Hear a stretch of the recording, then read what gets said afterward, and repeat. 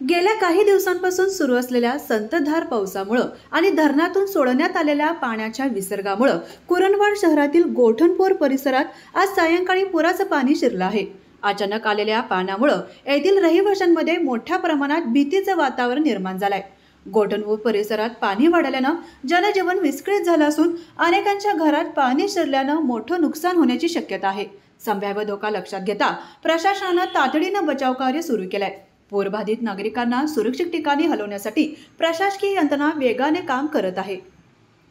स्थानिक प्रशासनानं पुराचा धोका लक्षात घेऊन तात्काळ पावले उचलली आहेत।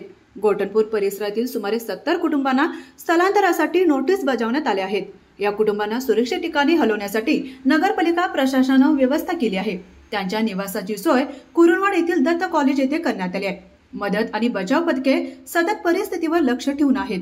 तसेच नागरिकांनी मदतीसाठी स्थानिक प्रशासनाशी संपर्क साधावा असे आवाहन देखील करण्यात आले। लाईव्ह मराठीसाठी कुरणवाडहून कुलदीप कुंभार।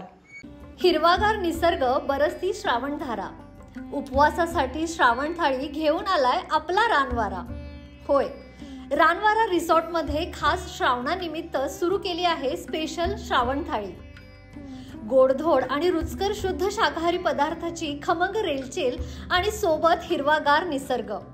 तेव्हा श्रावणातील उपवास सोडायला सहकुटुंब नक्की या। आजच आपली स्पेशल श्रावण थाळी बुक करा। Ranwara agro form and resort, मुक्काम पोस्ट केरले, पन्हाळा रोड, कोल्हापूर। संपर्क 83 20 14 58 47।